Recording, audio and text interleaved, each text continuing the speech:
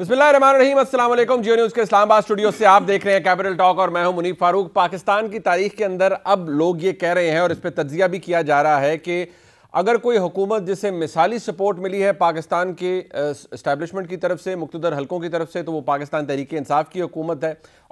और ये भी कि अगर इस दौरान, इस हुकूमत के दौरान सबसे कोई इनफेक्टिव अपोजिशन रही है तो वो भी इसी हुकूमत के हिस्से में आई है, लिहाजा हुकूमत को कोई ख़तरा नहीं है। जहां हुकूमत को कोई ख़तरा नहीं है उसकी एक बहुत बड़ी वजह यह है कि पिछले 2 साल से ख़ास तौर पर पाकिस्तान की अपोजिशन ने बारहा ये बात कही भी है प्रेस कॉन्फ्रेंसेस के अंदर, एक आधे लॉन्ग मार्च के अंदर भी, कि हम इमरान खान साहब की हुकूमत को बस गिराने लगे हैं, हुकूमत घर जा रही है, PDM बन गई, उसके बाद बहुत से दावे किए गए।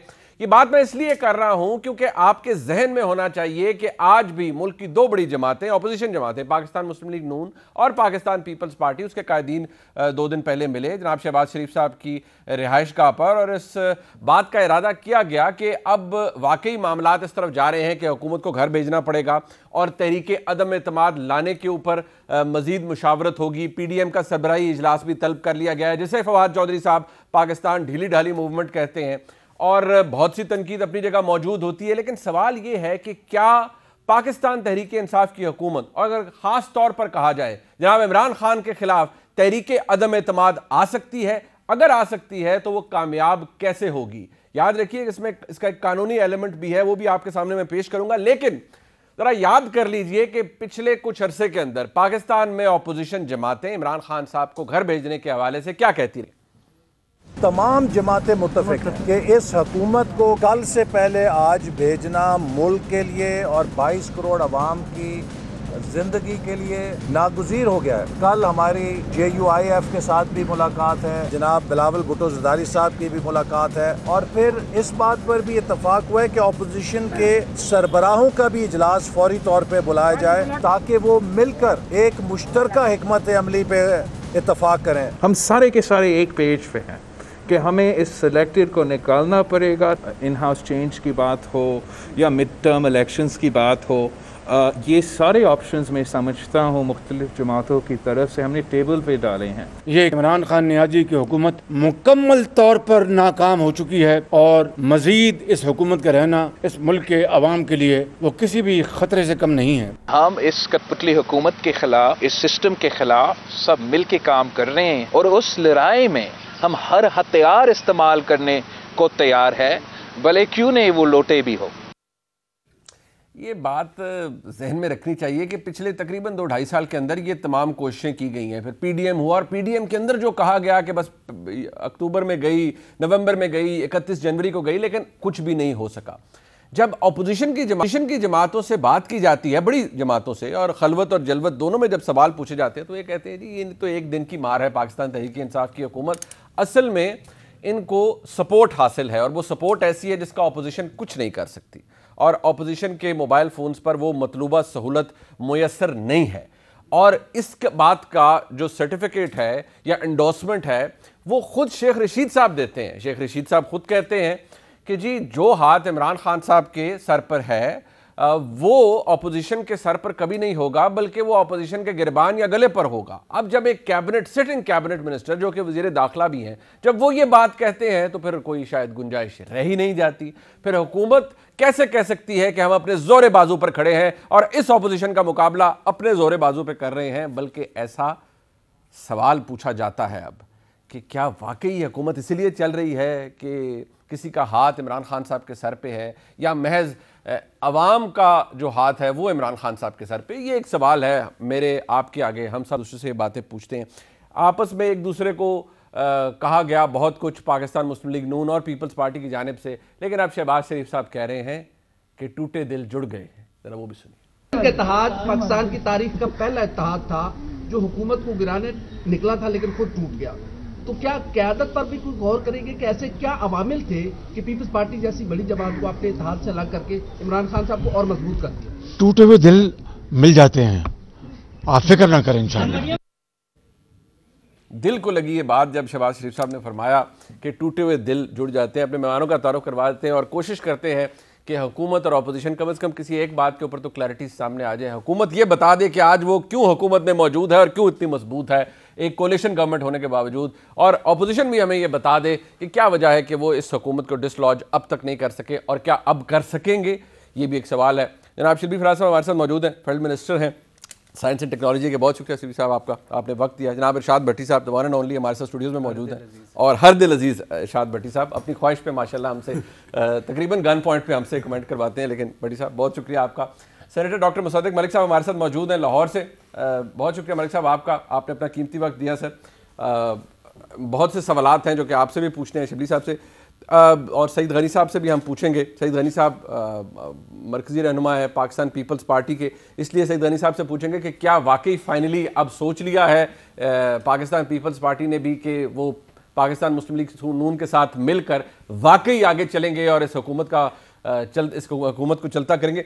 शिल्पी साहब सबसे पहले आपकी हुकूमत कायम है तो ज़रा सच बता दो, कहते हैं ना हैंड्स ऑन हार्ट, अपनी वजह से कायम है, अपने जोरे बाजू पे आप खड़े हैं या नज़रें कहीं और हैं और इसलिए मजबूत है?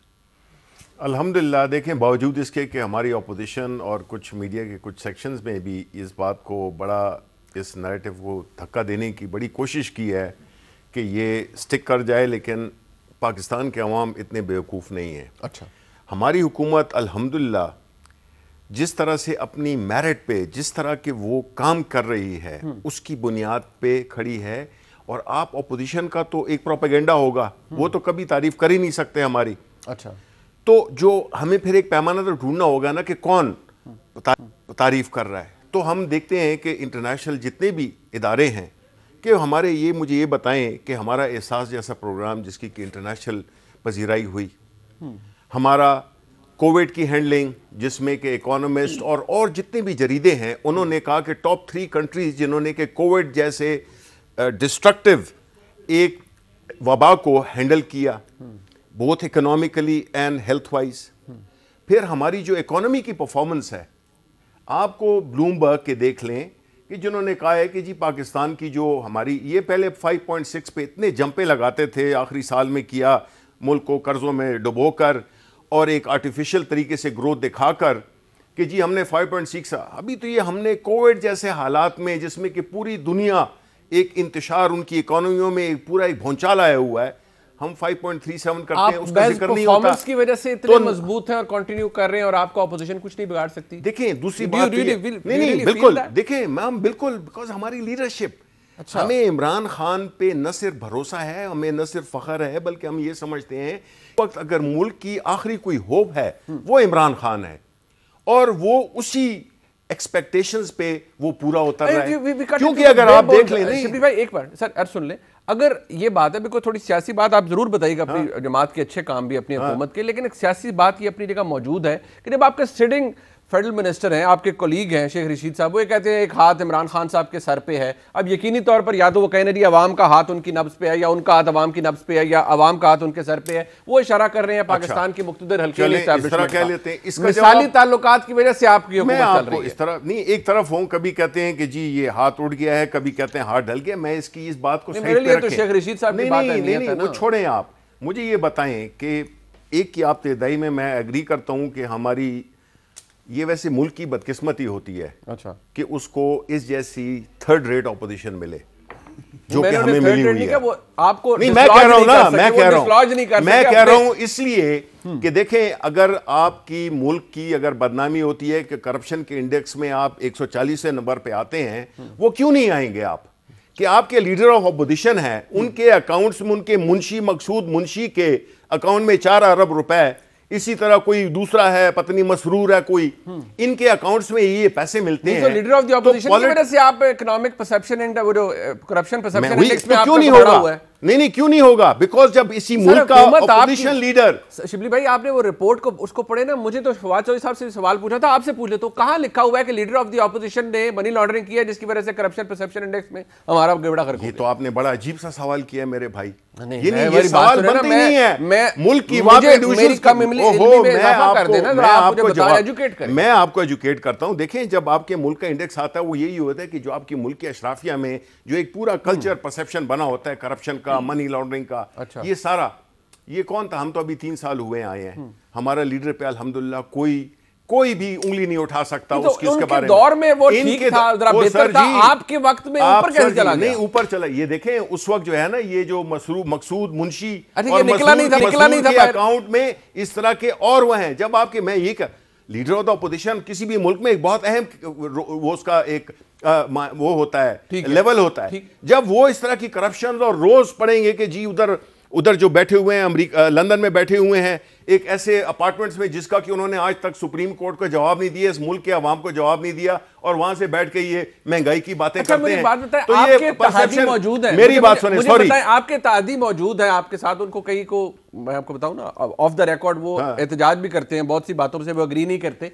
मुझे बताएं, आपकी हुकूमत कायम महज, अब मैं दोबारा वही कहूंगा, जो प्रिंसिपल सवाल है कि अपनी वजह से कायम है, या आप ऑपोजिशन कहती है कि नहीं जी हम तो इनको एक दिन में खदेड़ दें, वो तो कर देना, ये तो वो हाथ है जिसका शेख रशीद साहब देखें मेरी बात सुने, तो फिर ये इतनी बड़ी बड़ी बातें नहीं करें कि कल जा रही है और हम ये कर देंगे, हम वो कर देंगे। एक तरफ हो ना, अच्छा, अपनी इनकी नालायकी का जो सबूत है वो ये है कि पिछले 2 साल से, आपको याद है पीडीएम जब पूरे जोर शोर पे थी, जिसमें कि पीपल्स पार्टी भी थी और ये सारी पार्टीज थी, क्या बिगाड़ लिया? 100 लोग इकट्ठे नहीं कर सके। नो, बिगाड़ सकते हैं लेकिन हमें बिगाड़ना देता कोई नहीं। मेरी बात सुने, अवाम है, अवाम ने इनका बायकॉट किया, इनके पीछे नहीं आए, इनकी हर कॉल पे नहीं आए। एक आज जलसा जिसमें के 4-5 हजार लोग आ गए, अदरवाइज तो इनको हजीमत उठानी पड़ी है। आप तो गवाह हैं उसके, आप देखें इनके जलते भी जलसे हुए हैं, अच्छा, फेल हुए हैं। ठीक, अच्छा जलसे क्यों फेल है? मुझे आपस में लड़ते रहते हैं, आपस में चले वो लड़ते रहते हैं, लेकिन मुसद्दिक मलिक साहब, सर मैं अगेन आपसे भी, आप भी खुली डुली बात करते हैं सर, मैं सईद अली साहब से भी पूछूंगा, हैंड्स ऑन हार्ट सर, क्या ये हुकूमत, शिबली साहब तो कहते हैं हमारी परफॉर्मेंस इतनी तगड़ी है, या तो एक बात पे ठहर जाओ, कभी कहते हैं जी हाथ उठ गया है, कभी कहते हैं हाथ मौजूद है, जो भी है, लेकिन शेख रशीद साहब की बात अपनी जगह, बट फैक्ट रिमेन्स, क्या आप या पूरी ऑपोजिशन हुकूमत को इसलिए घर नहीं भेज सकी कि इनकी परफॉर्मेंस बड़ी अच्छी है, या इनके पास कुछ ऐसा है जिसके ऊपर आपका जोर नहीं चलता? देखिए, परफॉर्मेंस तो मैं आपके सामने पेश कर देता हूं, फिर आप खुद ही फैसला कर लीजिए। चीनी की कीमत के अंदर जो 50 रुपए की चीनी थी वो 100 रुपए की हो गई। गंदम की कीमत जो 360 रुपए थी वो 750 रुपए हो गई। जो दाल की कीमत जो 100 रुपया 115 रुपए थी वो तकरीबन 200 रुपए तक चली गई, और अगर आप दाल माश की बात करें तो वो तकरीबन 277 रुपए तक चली गई। अच्छा सर। घी की कीमत 148 से बढ़ के तकरीबन 360 रुपए हो गई और राइस की कीमत जो है वो 75 रुपए से बढ़ के तकरीबन 125 रुपए हो गई। मुर्गी की कीमत 190 से बढ़ के 290 190 से बढ़ के 290। अच्छा, इवन अगर दे ही रहे हैं तो उन्होंने आपकी बात आराम से सुनी ना, अभी तो मैं तो नहीं, तो मतलब है मैंने ठीक बातें की होंगी, नहीं तो उन्होंने हो तो उन्होंने भी उनकी बातें अपनी जगह ठीक होंगी, अब इधर नरखाना, एक सेकंड जी, इधर नहीं, ये आपका सीरियस प्रोग्राम है, इधर आप नरखाना है तो साथ में वो हुकूमत की परफॉर्मेंस बता रही है, महंगाई है या नहीं है? नहीं, महंगाई तो मैंने कह दिया कि है, पूरी दुनिया में महंगाई है, पूरी दुनिया में महंगाई है। देखिए सर, उसको अपना आर्गुमेंट, अच्छा एवन फील्ड की कीमत भी बता दें, एवन फील्ड की कीमत भी बता दें कितनी बड़ी है, कीमत के ऊपर वो भी बता देंगे वो, लेकिन मलिक साहब अपना आर्गुमेंट कंप्लीट कीजिए काइंडली। जी, इस वक्त बुनियादी तौर पे अगर आपने नर्खनामा नहीं सुनना, क्योंकि ये वो नर्खनामा है जो इंसान की, जो गरीब आदमी है उसकी जिंदगी के अंदर इंटरफेयर कर रहा है। 3 साल के अंदर खाने पीने की अशिया की कीमत में तकरीबन 100% से ज्यादा इजाफा हुआ है। बिजली की कीमत में 250% से ज़्यादा इजाफा हुआ है। गैस की कीमत में 300% इजाफा हुआ है। दवाइयों की कीमत के अंदर 550 से 600% इजाफा हुआ है। ये वो चीज़ें हैं जिनकी वजह से अगर कोई अपने बिजली का बिल दे तो माँ बाप की दवा नहीं ला सकता, अगर माँ बाप की दवा लेके घर आ जाए तो स्कूल में बच्चों की फीस नहीं दे पाता। और अभी गर्मियाँ आ रही हैं, आपके सामने लोग आ जाएंगे। सर्दियों में तो आपने गैस का हाल देख लिया, अब गर्मियों की आमद है। मार्च अप्रैल के अंदर जब आप पंखे चलेंगे, जब कोई इस तरह की चीजें चलेंगी, तो आप देख लीजिए कि एक बंदा जिसकी 30,000 रुपए तनख्वाह है, जब उसका 8,000 या 9,000 बिजली का बिल आएगा तो वो किसको रोएगा? लेकिन मलिक साहब बसात एहतराम सर, वज़ीर आज़म फरमाते हैं कि दुनिया पाकिस्तान की मुआशी तरक्की के गीत गा रही है, एक्नॉलेज कर रही है, और अपोजिशन बगैर आज़ादो शुमार के पता नहीं क्या चीज़ ज़हन में रख के बैठी हुई है। सर, लाने आप जा रहे हैं या इरादा रखते हैं वज़ीर आज़म के खिलाफ तहरीक अदम एतमाद, वो कैसे कामयाब कर पाएंगे आप? मैंने तो आपको बताया है, जिस घर के अंदर भूख मचेगी, ये जो मैंने तमाम चीजें आपके बाद को बताई हैं, आप कैमरा लीजिए और बाहर निकल जाइए, बिल्कुल, और किसी गरीब आदमी से पूछ लें जो 30-40 हज़ार रुपए कमा रहा है कि उसका घर कैसे चल रहा है। तो उस आदमी ने जिसके वोट के जरिए क्लेम किया जाता है कि ये आए हैं, हमारा तो उस पे हम मोतरज हैं, हम समझते हैं कि इलेक्शन मलिक साहब गुजारिश है सर, ये आप दुरुस्त फरमा रहे हैं, मैं इससे बिल्कुल मैं अभी भी वाकई कैमरा लेके हम बाहर जाएं और लोग इसी तरह का आगे से उनका सेंटिमेंट हो गया, महंगाई है, हुकूमत भी कहती है महंगाई है, फैक्ट, बट सर आवाम का तहरीके अदम एतमाद से डायरेक्ट ताल्लुक नहीं है, वो आपने कामयाब करनी है ऑपोजिशन ने, सर वो कैसे करेंगे? जी वो बात आपकी बिल्कुल ठीक है, उसके दो पहलू हैं जी। इस वक्त अगर आप अददी नंबर्स देखें नेशनल असेंबली में तो आपको पता चलेगा कि हमारे नंबर्स कम हैं अगर तमाम अपोजिशन की जमातें इकट्ठी हों, और पीटीआई और उनकी इल्हाकी जमातें जो हैं उनके नंबर ज़्यादा हैं, जिसकी वजह से अभी तक अदम एतमाद नहीं हो सका। लेकिन ये तमाम गुफ्तगू मैंने इस वजह से की है कि इन तमाम लोगों को, जो सियासी लोग हैं जो 20-20, 30-30 साल से सियासत कर रहे हैं और उनको पता है कि लोगों के पास जाना पड़ता है, उनसे वोट मांगना पड़ता है, जब आप वोट मांगने जाते हैं तो वो आपका गिरबान पकड़ते हैं अगर उनकी गुर्बत में इजाफा हुआ हो, उनको नौकरियां उनके बच्चों को ना मिल रही हों। तो हमें बज़ाहिर ऐसा दिखता है कि इस हद तक महंगाई हो चुकी है कि वो तमाम इलाकी जमातें, जिसमें क्यू लीग है, जिसमें MQM है, और MQM ने तो अभी कुछ दिन पहले एक वोट में वो आई भी नहीं, मगर चलिए छोड़ दीजिए उस बात को। MQM है, क्यू लीग है, बाप पार्टी के मुतालिक भी आज सुनने में आया है कि वो कुछ सोच रहे हैं कि उन्हें क्या करना है, और GDA है। अब इनमें से कुछ लोग तो सियासी नहीं है, उनका तो मैं जिक्र नहीं करूंगा, वो किस तरह आते हैं, वो कैसे सियासत करते हैं, मैं उससे मुझे गर्ज नहीं। लेकिन वो लोग जो साल हर साल से सियासत कर रहे हैं, उनको ये बात समझ आ गई है कि जब वो अब सड़कों पे जाएंगे तो लोग उनको गिरबान से पकड़ेंगे। इस वजह से जो इम्कानात हैं उनका हुकूमत के खिलाफ अदम एतमाद के अंदर सपोर्ट करना, उसके इम्कानात बढ़ते हैं। आप इम्कानात के ऊपर नहीं चले, वो तो नंबर्स गेम है at the end of the day. But एक सेकंड सर, मैं ये जरा पूछूं सईद साहब, आप वज़ीर इत्तलात सिंध हैं सर, मुझे ये बात जरा थोड़ा समझा दीजिए, आप खुद समझते हैं ये नंबर्स गेम है at the end of the day, क्या पाकिस्तान पीपल्स पार्टी एक सेंस है आपके पार्टी के अंदर भी, और क्या अपोजिशन जमातें इस हुकूमत को, वज़ीर आज़म को खास तौर पर घर भेज पाएंगी एक कानूनी तरीके से, आईनी तरीके से, तरीके अदम एतमाद के जरिए? मुनीब अगर मुझे इजाजत दें तो ये शिबली साहब ने जो पहले अपने कारनामे गिनवाए, जरा मैं इस पर बात कर लूँ थोड़ी सी, फिर आप किस पे भी आ जाता जी। देखिए, एक तो ठीक है, ये भले उसका क्रेडिट लेते हैं एहसास प्रोग्राम का, लेकिन बुनियादी तौर पर आज भी डॉक्यूमेंट्स में ये बेनज़ीर इनकम सपोर्ट प्रोग्राम ही है जिसको ये आगे बढ़ा रहे हैं, और हमें खुशी होती है कम से कम हमारा शुरू किया हुआ प्रोग्राम है जिसको उन्होंने कंटिन्यू किया है। अच्छा, कोविड की जो ये बात करते हैं, कोविड में भी आपके इल्म में होगा कि जो लीड ली थी वो सिंध हुकूमत ने ली थी, और हमें ये लानतान भी करते थे और हमें फॉलो भी करते थे। तो अल्लाह का शुक्र है कि हमारी हुकूमत के इक़दाम की वजह से आज पाकिस्तान का नाम जो कोविड के हवाले से अच्छा हो गया। अच्छा, इकोनॉमी की जो तारीफ कर रहे थे, अब ये अपने भले दावे करते रहे कि ब्लूमबर्ग क्या कह रहा है, ये क्या कह रहा है, लेकिन आप पाकिस्तान के किसी आम आदमी से जाकर सड़क पे पूछे ना कि इकोनॉमी का हाल क्या है, तो वो आपको बेहतर बता देगा। और वो जो तफसील बताई है मैं उसको दोहराता नहीं हूँ, मुस्तफिक साहब ने ये उसको कुछ भी कहते रहे, लेकिन है ही हकीकत की कीमत कहाँ से कहाँ चीजों की। अच्छा, करप्शन इंडेक्स में पहले साल इन्होंने कहा जी पता नहीं किसी और की हुकूमत का था, दूसरे साल इन्होंने कहा किसी और की हुकूमत का था। इस साल जो आया है, इनको बताएं कि ये जो कुछ करप्शन इंडेक्स बना है, जो करप्शन परसेप्शन इंडेक्स बना है, वो इनके दौर के करामात हैं और ये पिछली दौर की हुकूमत का नहीं है। इन्हीं के अदवार में जो कुछ हुआ है, माशाल्लाह इन्होंने जिस तरह पाकिस्तान को हर चीज में जो है वो डॉलर की कीमत दुनिया की पाकिस्तान की तारीख में सबसे ऊपर है।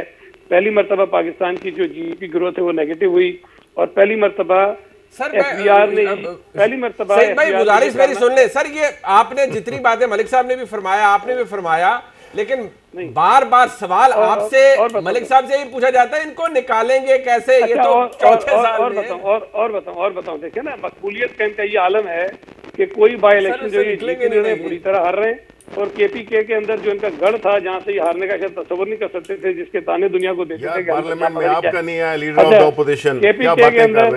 अच्छा शिबली साहब जरा सुन लेना, ऐसा ना करें।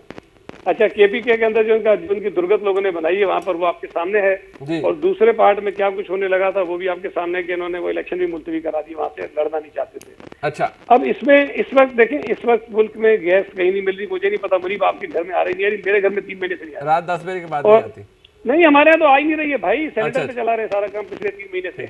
मैं तो अपने मेरे घर का पूछा तो मैंने बता दिया 10 बजे के बाद नहीं आता। हाँ, मैं आपको बता रहा हूँ, हमारे यहाँ तो बिल्कुल नहीं आ रही 3 महीने से ना। ये तो जुल्म है कि सुबह सिंध के अंदर जहाँ गैस पैदा होती है हमें गैस नहीं मिल रही है, बाकी पता नहीं कहाँ का किस तरह दे रहे हैं, हमारे इल्म नहीं है। अच्छा चले ठीक है, चले सर आपने गिनवा दिए जरदारी साहब पाकिस्तान मुस्लिम लीग काफ की क़यादत से मिलते हैं, कहीं और मिल रहे हैं, इत्तेहादियों से बात कर रहे हैं, हुकूमत के कुछ कर पाएंगे या आपको लगता है कि नहीं फैक्टर वही है जो शेख रशीद साहब ने कहा कि ये इतने मजबूत हैं कि आप इनका कुछ बिगाड़ नहीं सकते? चले मैं ऐसे ही पूछ लेता हूँ। एक गुजारिश तो आपसे ये है कि पीपल्स पार्टी तो पहले दिन से ये कहती है कि हम किसी भी गैर आईनी तरीके से इनको निकालना नहीं चाहते। ठीक है, ये बिल्कुल तय है। ठीक है, हम ये चाहते हैं कि जो भी आइन के अंदर प्रोविजंस मौजूद हैं हम उनको इस्तेमाल करें। अच्छा, और इसी में पीडीएम के अंदर जो है वो थोड़ा सा इख्तलाफ भी हुआ, जिससे पीपल्स पार्टी अलग हुई और बाकी जमातें अलग चली गई। बुनियादी इशू यही था। अब भी हम ये समझते हैं कि आईनी तौर पर इनको निकाला जा सकता है। उसकी वजह ये है कि देखें, एमक्यूएम हो या पीएमएलक्यू हो या ये जो बाप पार्टी हो या कोई भी हो, अच्छा वो कोई आदमी, वो कोई जमात जिसको कल को इलेक्शन में जाकर लोगों से वोट मांगना है ना, ठीक है, वो पीटीआई की नाअहली का बोझ अपने कांधों पर उठाकर आवाम में जा नहीं सकते।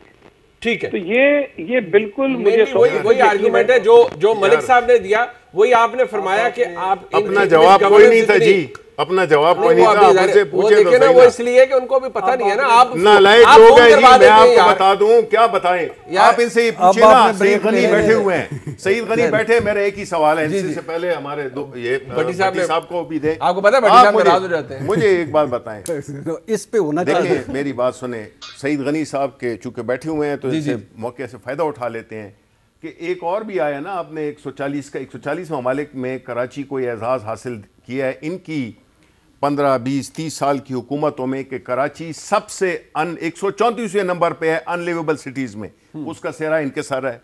दूसरी ये बातें जो आपने पूछी इधर उधर की बातें कर रहे थे, ये बताएं कि इनका opposition leader main crucial voting में नहीं आया तो ये क्या तवक्को करते हैं, ये अवाम को ये क्या समझते हैं कि अवाम घास खाती है? नहीं वो चले उसका जवाब देना। क्यों? ठीक है, वो मलिक साहब क्यों नहीं, इनके कॉल ऑफ फेल में नो सर नो, कॉल और फेल में जो है ना ये सारा जो है ना पब्लिक देखती है। नहीं वैसे बात इधर आके उनकी हुकूमत में अगर कराची अनलिवेबल हो गया तो आप कह रहे हैं वो ठीक है, आपका करप्शन परसेप्शन इंडेक्स खराब हो गया, आपने कहा हुकूमत की वजह से। ये 15-20 साल से उस हुकूमत में है वहां पे, ये है वो ठीक है, बिल उनके जिम्मेदारी है। This is there, I think this is वो तो 12-13वां साल है। फिर ऑपोजिशन में ये आपने सवाल किया था ना, ये ऑपोजिशन जो है ना बुनियादी तौर पे ये सारे एक दूसरे के लिए बगल में छुरी है, मुंह में राम राम है, ओके एक दूसरे को छुरी मारते हैं और इन्होंने कुछ नहीं करना। वो आप जरा खुल के बात मलिक साहब भी मुस्कुरा रहे हैं, नहीं तो जवाब दे देना, क्यों नहीं बता रहे हैं ना, एक minute leader of the opposition क्यों नहीं है? अभी वो बताएंगे और भट्टी साहब के पास भी हम जाएंगे। भट्टी साहब तकरीबन इधर पे है लेकिन एक ब्रेक के बाद थी।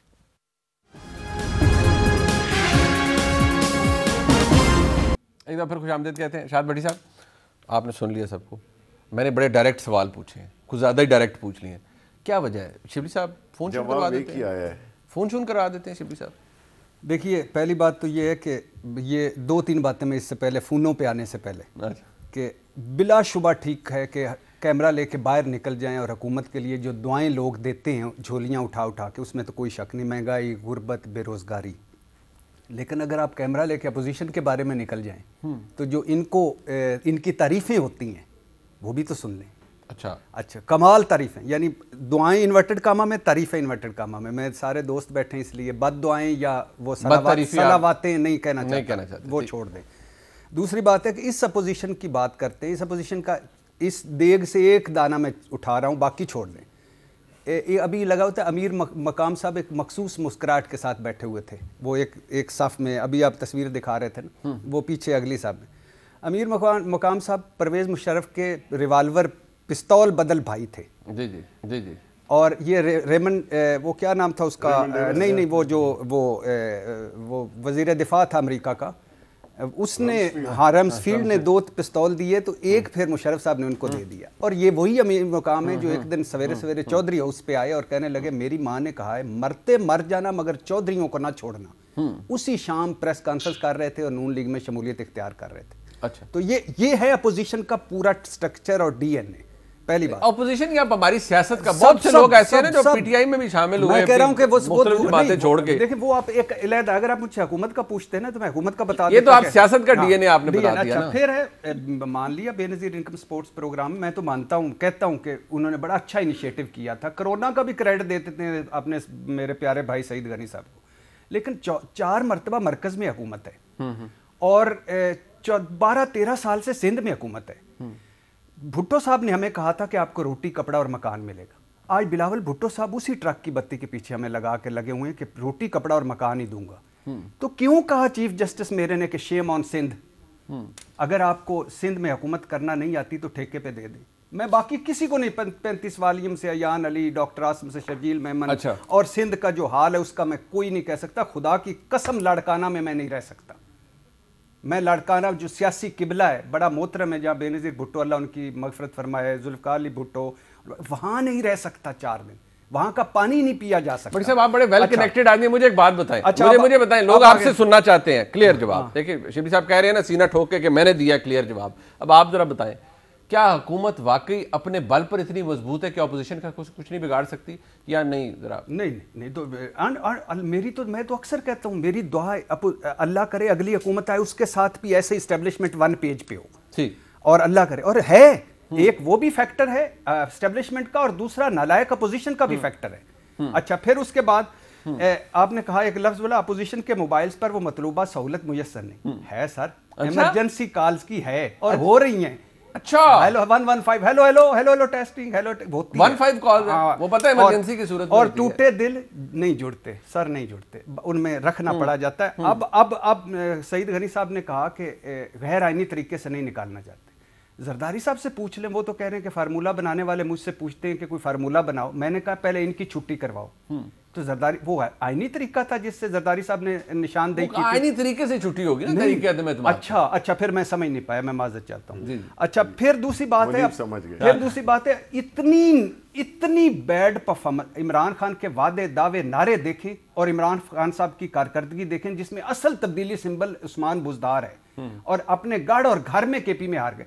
लेकिन उसको इतनी अपोजिशन मिली फैसिलिटेटेड, ये तो एस्टेब्लिशमेंट से ज्यादा काम तो अपोजिशन हुकूमत का आसान कर। लेकिन एस्टेब्लिशमेंट की तरफ आपने कहा अभी कि कोई देख रहा है, मतलब कोई कॉल की सहूलत मुयसर नहीं है। आप शहबाज शरीफ साहब को फिर आपने सुना नहीं, शहबाज शरीफ साहब के फरमा रहे हैं, जरा सुनिए। आप इदारों ने गैर जानबदारी के सिग्नल दे दिए। आप बात यह है कि मुझे ये बताएं कि ये जो आप सिग्नल की बात कर रहे हैं, तो क्या हम सिग्नल पर चल रहे हैं 3.5 साल से? मुझे बताएं आप जरा, कोई खुदा का खौफ करें, ना जाने आप किन सिग्नल्स की बात कर रहे हैं, वो तो आप इस लाहौर में बेशुमार लगते हैं।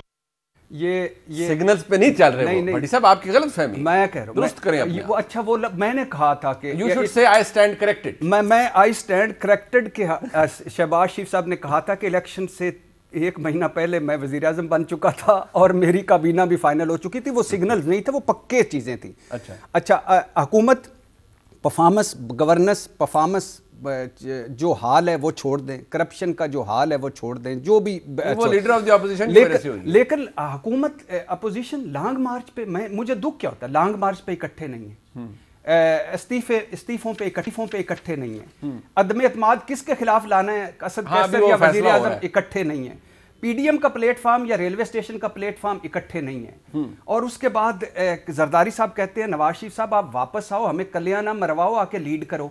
ये हाल है। ख्वाजा साहब कहते हैं जरदारी साहब ने हमारी कमर में छुरा घोंपा है। और नून लीग वाले कहते हैं पीपल्स पार्टी डील कर गई। और बिलावल कहते हैं डील हमने नहीं की, लंदन वाले जो डील की वो लंदन बैठे हुए हैं। आज भी शायद खाकान ने मौलाना साहब गुस्से में प्रेस कॉन्फ्रेंस से दूरी छोड़ जाते, कहते हैं मेरी बस हो गई, कभी उसके पीछे कभी उस, यानी खुदा के लिए यार खड़े हो जाओ ना। आपको टेलीफोन, आपको शहबाज शरीफ साहब की बात पर एतबार क्यों नहीं आता? शहबाज वो लीडर ऑफ द ऑपोजिशन, एक निहायत जिम्मेदार शख्सियत, वो फरमा रहे हैं कि भाई आप लोग हम 3.5 साल सिग्नल्स पे चल रहे हैं। मैं किस शहबाज शरीफ पे एतबार करूं? वो कह रहे थे जो अली बाबा 40 चोर है, मैं चौकों में लटकाऊंगा और मैं पेट चीरूंगा और सुई सकूं। वो शहबाज शरीफ के जो कहते हैं मरसू काम ना करसूं, या वो शहबाज शरीफ बिलावल पहले आप इनकलाब लीड करें, नहीं आप इनकलाब लीड करें, या वो शहबाज शरीफ जो कहते थे बिलावल तेरे बाप के जब किससे छिड़ेंगे तो लग पता जाएगा, या वो शहबाज शरीफ वाला ट्वीट था या जिसको बिलावल भुट्टो कहते थे छोटे मियां, तो मॉडल टाउन के कातिल हो, तुमने भी हिसाब देना। कौन से शहबाज शरीफ? अच्छा चले, मैं मलिक साहब से पूछ लेता हूं। मलिक साहब, वैसे तो बहुत कुछ बड़ा, वो कहते हैं ना, पुलों के नीचे से बहुत सा पानी गुजर गया सरकार। अब तो वो सिलेक्टेड कौन है कौन नहीं है, कौन सिलेक्टेड पर्सोनिफाइड है कौन नहीं है, इसमें आप बेहतर कमेंट कर सकते हैं। लेकिन जहां आपकी पीडीएम को पाकिस्तान ढीली ढाली मूवमेंट कहा जा रहा है, ये भी कहा जा रहा है कि लॉन्ग मार्च में कितने अल्फाबेट्स होते हैं, ये भी लॉन्ग मार्च करने वालों को शायद नहीं पता। तो सर मुझे बता दें, क्या वाकई शहबाज शरीफ साहब की बात, आप जरा उस पर रोशनी डाल दें कि कौन से सिग्नल्स, मैंने तो एक ही सिग्नल सुने हैं, मैं अपनी बात कर रहा हूं, जो मोबाइल पे आते हैं या उस स्काइप पर आ रहे हैं जिसके जरिए आप हमसे जुड़े हुए हैं। मैं एक तो भट्टी साहब ने, मैं समझता हूँ, बड़ा अच्छा तबसरा किया, क्योंकि आपने उनसे हुकूमत का सवाल ही नहीं पूछा था, इस वजह से उन्होंने हुकूमत का जवाब ही नहीं दिया। क्योंकि आपने सिर्फ उनसे सवाल ही पूछा था ऑपोजिशन का, इस वजह से उन्होंने। सर वो गिराना आप चाह रहे हैं ना, इसलिए पूछा कि गिरा पाएंगे या नहीं, तो भट्टी साहब ने बता दिया कि आप नहीं गिरा पाएंगे। मैं तो इंडोर्स कर रहा हूँ, आप दरमियान में मेरी बात काट रहे हैं, आप चाहते हैं मैं उनकी तारीफ ना करूँ तो मैं रुक जाता हूँ। ये क्या बात करें, ये मलिक साहब ये जेलस फील कर रहे हैं। हाँ, ये जेलस है वाकई, क्योंकि अमीर मुकाम साहब का उन्होंने जिक्र किया, अच्छा था। काबीना पे भी एक नजर डाल लें तो आपको अगला मेरे सवाल काबीना पूछूंगा, मैं जवाब दूंगा। ठीक। इन्होंने सवाल ही गलत पूछा, जान के पूरा जान के मैं देखें, बात यह है कि ऑपोजिशन कोई एक ऐसे तो नहीं कि हम तमाम जम हो चुके हैं और एक जमात है। हम आज अगर इलेक्शन होंगे तो एक दूसरे के खिलाफ इलेक्शन लड़ेंगे, पंजाब में भी लड़ेंगे, सिंध में भी लड़ेंगे, बाकी सूबों में भी लड़ेंगे। लेकिन एक चीज़ जिसका जिक्र मैं भी कर चुका हूँ और अभी सेनेटर साहब ने भी किया थोड़ी देर पहले, पीपल्स पार्टी के हवाले से उन्होंने अपना नुक्ता नज़र पेश किया, तो आपके पास ये बात बड़ी वाजे हो जानी चाहिए कि एक बात के ऊपर सब लोग मुत्तफिक हैं कि इस वक्त अवाम ये बोझ जो हुकूमत ने उन पर डाला है वो उठाने के लिए तैयार नहीं है। उसके लिए हमारे पास दो रास्ते हैं, एक पार्लियामान के अंदर, एक पार्लियामान के बाहर। हमें शिकस्त हो या फतह हो, इससे गर्ज नहीं है। हम बाज़ चीज़ों पे इकट्ठे हो जाते हैं तो मिल के हम एक हिकमत अमली के जरिए आगे बढ़ते हैं।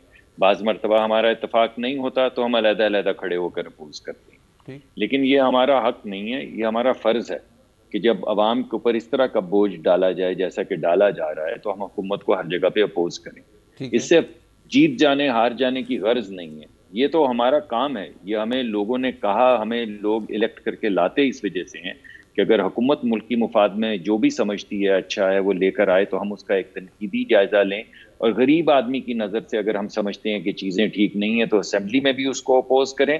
और अगर हुकूमत ना माने हमारी बात, और हुकूमत अगर वीडियोज़ के ज़रिए या नैब के केसेस करके लोगों को मजबूर करे कि वो एक तरह या दूसरी तरह वोट डालें, तो फिर हम पे ये फर्ज है कि हम सड़क के ऊपर भी एहतजाज करें। अच्छा, और मलिक साहब ये फरमाइएगा, आपकी सीसी का इजलास एज वी स्पीक हो रहा है, तो क्या फैसले मुतवक्के, क्या पार्टी में कंसेंसस है कि तहरीक अदम एतमाद के लिए मौजूद है नंबर्स ऑपोजिशन के पास और एक सीरियस अटेम्प्ट की जा सकती है? ये मज़ाकरात का जी बिल्कुल, ये आपने बड़ी, ये जो कल जितनी भी जो चीज़ें डिस्कस हुई हैं पीपल्स पार्टी से, जब तक इलामिया बाहर ना आए, मैं समझता हूँ कि वो थोड़ा सा इर्रिस्पॉन्सिबल होगा वो तमाम मामलात बाहर लेकर आना।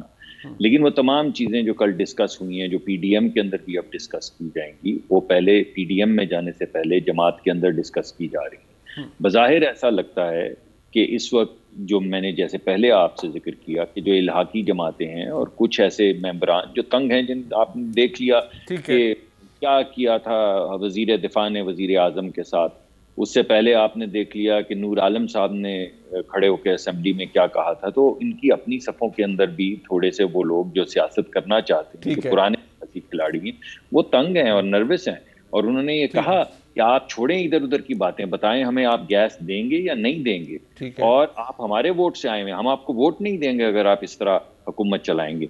तो मैं ये समझता हूँ कि ये जिस तरह वो समझते हैं उनका फ़र्ज़ है, हमारा भी फ़र्ज़ है कि हम इसके लिए जंग करें, और हमें अगर लगे किसी वक्त आइन का कार से वो नंबर्स हमारे पास पूरे होते हैं तो हम यानी कि ठीक है, यानी कि आज इजलास के बाद ये एलामिया सामने आएगा और पता चलेगा कि पाकिस्तान मुस्लिम लीग नून की हद तक सीरियस कोशिश की जा सकती है वज़ीर आज़म के खिलाफ तहरीक अदम एतमाद लाने के लिए। बहुत से लोग जानना चाहते हैं कि होता कैसे। एक ब्रेक के बाद जरा शिल्पी साहब के पास जाने से पहले आपको बताएंगे कि काम इतना भी आसान नहीं है। एक ब्रेक के बाद हमारे साथ रहिए।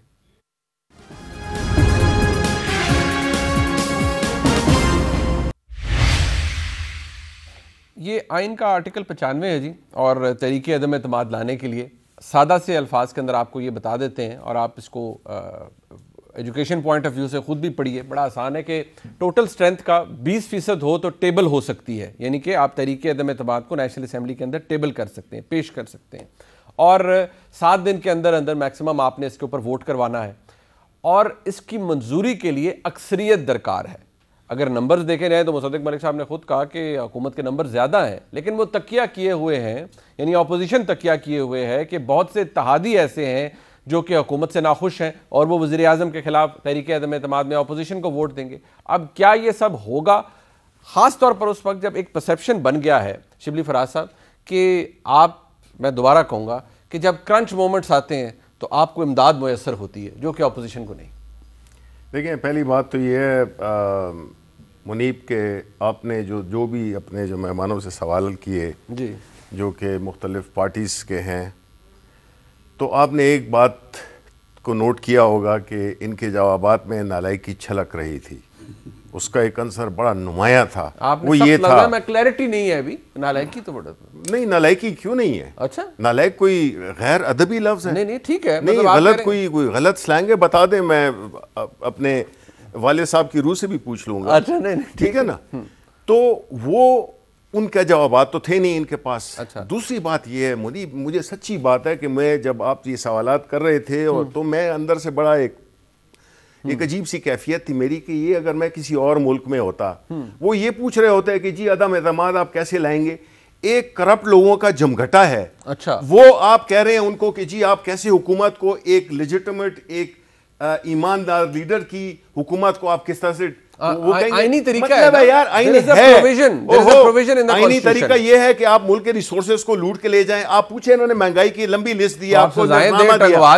नहीं, एक सेकंड ना, आपको नरखनामा दिया गया। आपका सवाल नहीं बनता था कि आप पूछें कि जी आपके लीडर तो उधर एक पूरे एक पुरतय्युश माहौल में रह रहे हैं, अरबों रुपए की वो जायदाद है, उसका वो जवाब नहीं दे पाए। इधर उनका भाई जो लीडर माशाल्लाह बड़ी पुरतय्युश जिंदगी गुजारते हैं, मैं किससे क्या सवाल? मेरा प्राइम मिनिस्टर। हाँ, तो मेरे प्राइम मिनिस्टर भी तो गुजारते हैं ना, 300 कनाल घर में रहते हैं, वो अल्लाह के फजल में है यार। ये आपने बड़ी अजीब सी बात की। मैंने अजीब बात नहीं की, बिल्कुल अजीब बात की आपने। मेरी बात सुने ना, आपने कहा वो फलाने वहां मेरे साथ मैच में डालें, मेरी ना मैच नहीं डाल रहा। शिबली साहब मेरी बात सुने, शिबली साहब मेरी बात सुने, बात सुने आप। मैं इस बात को कह रहा हूं कि आपने कहा ना वो पुरतय्युश जिंदगी गुजार रहे हैं, बिल्कुल गुजार रहे हैं, उनका जवाब देना बनता था, उन्होंने नहीं दिया।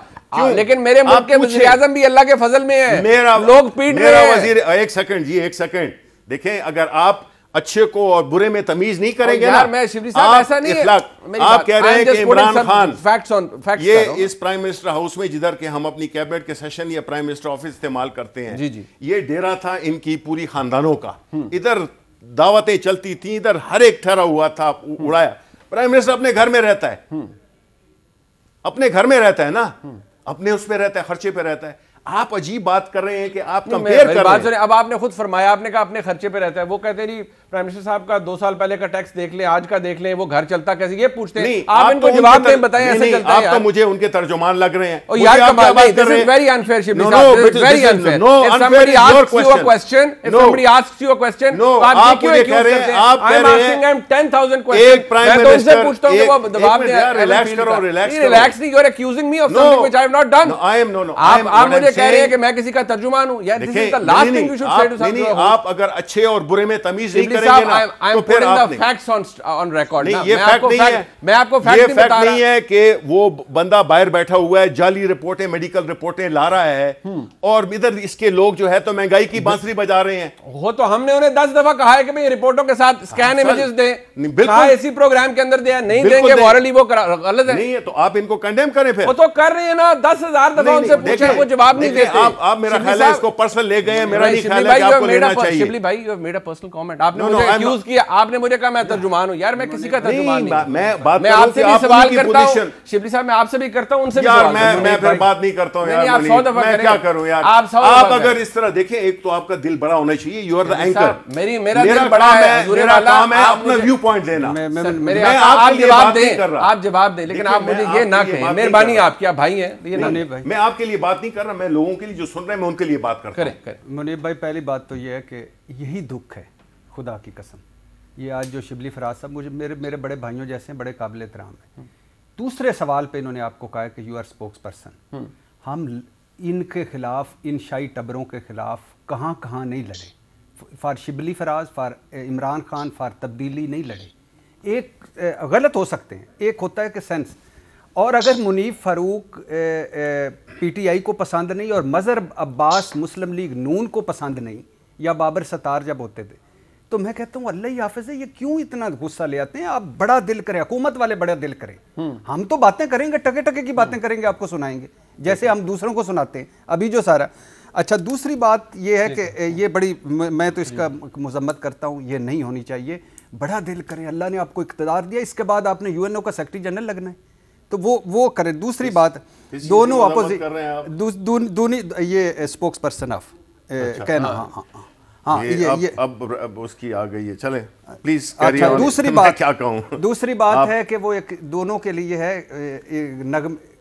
अगर वो दोनों की कारकर्दगी देखें ना, हुकूमत और अपोजिशन की, तो मरहूम सुल्तान राय याद आ जाते हैं। और अगर दोनों की दोनों की बातें और बयानात देखें, और अगर दोनों की कारकर्दगी देखें, तो मरहूम रंगीला याद आ जाते हैं। अच्छा चले, अच्छा, अब दो शेर सुनते जाइए।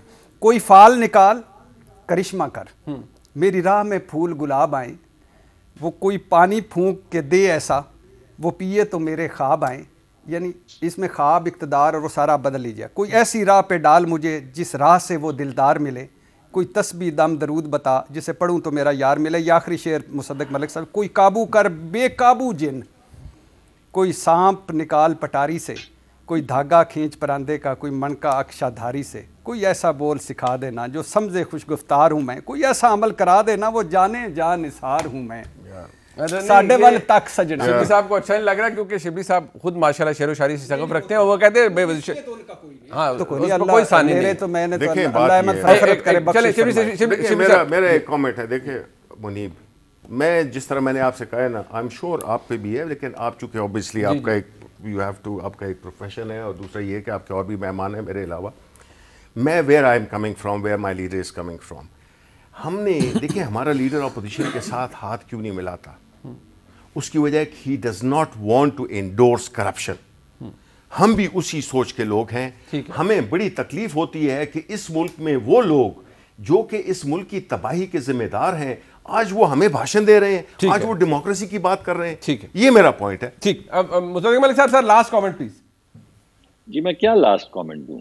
दाएं जानिब अगर वजीर आजम देखें तो चीनी चोर बैठे हुए हैं, बाएं जानिब वजीर आजम देखें उनकी अपनी रिपोर्ट्स के मुताबिक तो आटा चोर बैठे हुए हैं। पार्टी के जो सबसे बड़े उन्होंने ओहदे दिए हुए हैं वो उन लोगों को दिए हैं जिन्होंने दवाइयाँ चोरी की हैं। तो क्या चीज़ है, मुझे आप बताएं, कौन सा चोर है जो इनके साथ नहीं है? $250 मिलियन ये लेकर आए लंदन से, यहाँ आके इन्होंने स्टेट बैंक के वहाँ पे जमा करवाने के बाद एक साहब को तोहफे के अंदर दे दिए कि जुर्माने के अगेंस्ट कर दें। मिर्ज़ा शहजाद अकबर का वो झंडा लहराते रहे, और मुबैना तौर पे मिर्जा शहजाद अकबर साहब की कौन सी वीडियोस आती रही। अब आपको भी चले कहना पड़ेगा, मुझे भी चले कहना पड़ेगा। तो चले इसको चलाते हैं, लेकिन आपने भी कोई नहीं बताया हुकूमत को घर कैसे भेजना है। मैं आपका, जनाब शरीफ फराज साहब का, जनाब इरशाद भट्टी साहब, सईद गनी साहब हमारे साथ दिया प्रोग्राम देखा जी आपने, फीडबैक दीजिएगा। खुदा हाफिज़।